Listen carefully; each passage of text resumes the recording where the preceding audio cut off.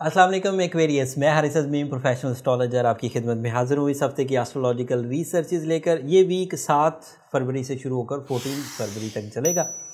एक बड़ी तब्दीली है, नया चांद होगा, रजब का चांद है, आपके फर्स्ट हाउस में होगा। नया चांद हमेशा ही जज्बाती कैफियत को इंक्रीज़ करता है, नई सिमत के जज्बात विद हाई मेच्योरिटी प्रोड्यूस करता है। हर 29 या 30 दिन के बाद नया चांद हो जाता है। नया चांद होना बड़ा इवेंट नहीं है एक्वेरियस, बहरहाल उसकी भी ज़रूरत है। हम उसे भी ऐसा तो नहीं कह सकते कि वो बिल्कुल ही बेकार चीज़ है। जज्बाती कैफियत के लिए जिस तरह का फ्यूल हमें चाहिए होता है वो बहरहाल उससे मुयस्सर होता है। एंड क्योंकि ये आपके फर्स्ट हाउस में हुआ है इसलिए ये यूनिक है, एक तरह से यूनिक है। इससे आप अपनी शख्सियत के निखार की तरफ ज़्यादा सोचने लगेंगे। इसकी वजह से आप अपनी नेचुरल एबिलिटीज़ को इन्हेंस करने की कोशिश करेंगे। इसकी वजह से आपके नए टास्क एंड नए गोल्स कंसीडर होंगे। लेकिन ये भी इसका जनरल एडवांटेज था। इसका हाई लेवल एडवांटेज ये है, एंड इस वक्त तो एक्वेरियस के लिए चारों तरफ से टाइम सपोर्ट या जो सोलर सिस्टम सपोर्ट है या नेचर की जो सपोर्ट है वो मुयस्सर है। मोस्टली प्लैनेट्स आपके पहले ही घर में हैं एक्वेरियंस, एंड आपके पहले घर में ज़्यादातर प्लैनेट्स का होना आपके लिए इस टाइम को एक यूनिक एक्सपीरियंस की तरफ लेकर जा रहा है। मैं वुसअत से तफसील बयान करता हूँ ताकि ज़्यादा एक्वेरियंस इससे फ़ायदा उठा सके। आपका रूलिंग प्लैनेट सैटर्न इस वक्त आपके पहले घर में, and that is big thing. लेकिन यहाँ एक्वेरियस के सैटर्न की वजह से दो ग्रुप हो जाएंगे। एक ऐसे एक्वेरियंस जो स्ट्रॉन्ग हैं और सैटर्न उनके पहले घर में, उनके लिए बहुत बेनिफिट है। और एक ऐसे एक्वेरियंस जिनका सैटर्न बाई बर्थ रेट्रोग्रेड था, उनके लिए ये सेंसिटिव एरिया है, तो उन्हें फिज़िकल क्राइसिस या फिर रिलेशनशिप ट्रबल्स एंड किसी हद तक कैरियर में भी खतरात का सामना करना पड़ेगा। तो इन दो ग्रुप्स की तफसील तो सिर्फ सैटर्न की वजह से। बाकी जो जुपिटर है वो पहले घर में प्रोडक्टिव है, मरकरी पहले घर में प्रोडक्टिव है, सन सूरज पहले घर में प्रोडक्टिव है, वीनस पहले घर में प्रोडक्टिव है, एंड अब मून भी आ गया। सो ओवरऑल कई तरह के एक्वेरियंस इस वक्त फ़ायदा उठाएंगे इस बिग प्लैनेटरी कंजंक्शन से। एडवांटेजेस मैंने पहले बयान कर दिया, दो ग्रुप बन गए हैं, एक स्ट्रॉन्ग एक्वेरियस और एक वीक एक्वेरियस।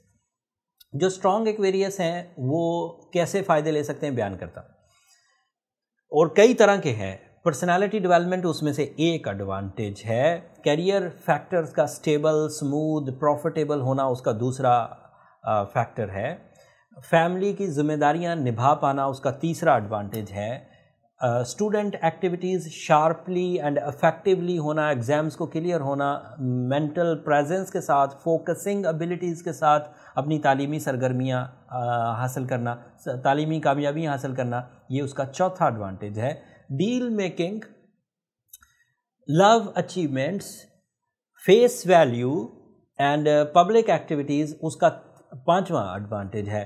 उसका छठा एडवांटेज फिज़िकल हेल्थ की स्टेबिलिटी है, और उसका सातवां एडवांटेज बैनुल-अक़वामी अचीवमेंट्स है। तो ये इतने एडवांटेज हैं, और ये सभी एक्वेरियंस के लिए मेल एंड फीमेल, सिर्फ स्ट्रॉन्ग एक्वेरियंस हों तो।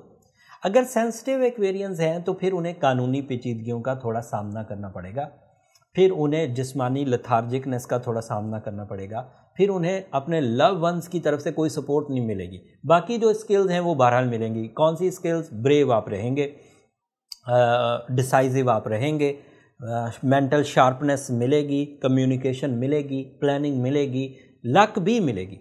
सो ये चीज़ें फिर लेकिन अगर आप सैटर्न की सेंसिटिविटी को रिपेयर कर लें, जो कि आपको इस वक्त वीक एक्वेरियस बना रहा है, तो फिर आपको भी एडवांटेजेस स्ट्रॉन्ग एक्वेरियस के ही मिलेंगे।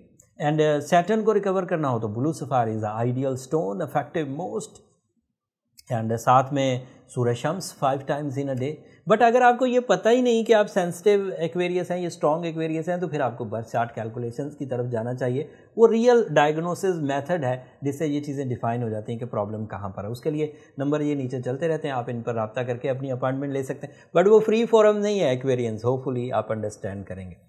ये कंजंक्शन एक मेजर इवेंट है, एंड मोस्टली एक्वेरियस अब इसको जानते हैं। पूरी दुनिया में इस वक्त जितने भी एस्ट्रोलॉजी लवर्स हैं, एक धूम मची हुई है कि Aquarians are on their best सभी प्लैनेट्स उनके पहले घर में, उनके असेंडेंट पर हैं, उनकी नेचर को सपोर्ट कर रहे हैं, उनकी स्किल्स को पॉलिश कर रहे हैं, उनके रिवॉर्ड्स को हाई कर रहे हैं। मेल्स के लिए ये कैरियर ओरिएंटेड अचीवमेंट्स ला रहे हैं, ड्यूटीज़ निभा पा रहे हैं, अपनी ट्यूनिंग कर पा रहे हैं, नेचुरल स्किल्स को डेवलप कर रहे हैं। फीमेल्स के लिए रिलेशनशिप की वजह बन रहे हैं।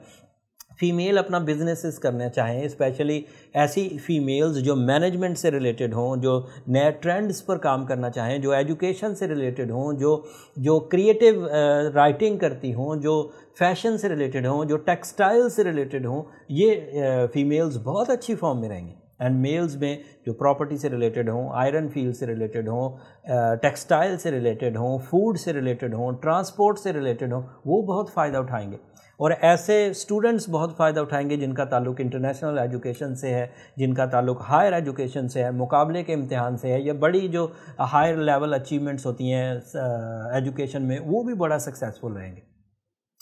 और लेकिन सेंसिटिविटी दूर करने के बाद, सैटर्न की सेंसिटिविटी दूर करने के बाद, if you have Saturn in retrograde position at the time of birth, तो फिर आपके लिए प्रॉब्लम्स आएंगी, उसे फिर बैलेंस करना होगा। और रेमेडी मैंने आपको बता दी।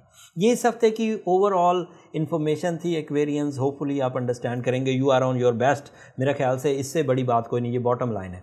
तो अगर फिर भी आप कंप्लेनिंग हैं तो फिर अपनी पर्सनल डायग्नोसिस की तरफ जाएं। अगर फिर भी रिश्ते उलझ रहे हैं, सेहत ख़राब हो रही है, तालीमी सरगर्मियाँ उलझ रही हैं, रोज़ परेशान होते हैं या होती हैं, उन सब में फिर आपको ट्रीटमेंट की ज़रूरत है। और हज़ारों ट्रीटमेंट मौजूद है एक्वेरियंस। साइंटिफिक ट्रीटमेंट्स भी मौजूद हैं, मजहबी ट्रीटमेंट भी मौजूद हैं। सो डोंट यू वरी, इसे टैकल किया जा सकता है, बट इसे सहने की ज़रूरत नहीं, इसे टैकल करने की ज़रूरत है। अब अगले हफ्ते क्या होगा, एक्वेरियंस के जो शॉर्ट टर्म प्लैनेट्स हैं ये रफ्ता रफ्ता अब यहाँ से बाहर निकलेंगे, मज़ीद डिस्पर्स होंगे। जो ऑर्बिटल मूवमेंट है उसमें वो मज़ीद एंगल्स पर जाएंगे। सैटर्न तो इधर ही रहेगा 2.5 साल, जुपिटर भी इधर ही रहेगा, बट सन अगले हफ्ते निकल जाएगा, फिर मरकरी निकल जाएगा, फिर वीनस निकल जाएगा। वो अगले पॉइंट्स पर जाएंगे और अगले पॉइंट्स पर जाकर वो आपके लिए कैसे बेनिफिट्स क्रिएट करते हैं, इनको अगले हफ्ते डिस्कस करेंगे। इस हफ्ते अगर कोई ऐसी चीज़ जो मैं मिस कर गया हूँ और मैं बयान नहीं कर सका तो कमेंट्स में इजहार कर दीजिएगा। मैं कोशिश करूँगा नेक्स्ट वीक उसको भी डिफ़ाइन करूँ, और जो न्यू चेंजेस आएंगी तो उसे तो ऑब्वियसली डिफ़ाइन करूँगा। अब अगले हफ्ते तक के लिए मुझे इजाज़त दीजिए एक्वेरियंस। जाते जाते मेरी 2 दरख्वास्तें, चैनल को ज़रूर सब्सक्राइब कर लीजिएगा, उससे मेरी और मेरी टीम की हौसला अफजाई हो जाती है। दुआ में ज़रूर याद रखिएगा, आपकी दुआएं न सिर्फ मेरे लिए इस दुनिया का बल्कि आखिरत का सबसे कीमती सरमाया है। अगले हफ्ते तक के लिए अल्लाह ने के बाद।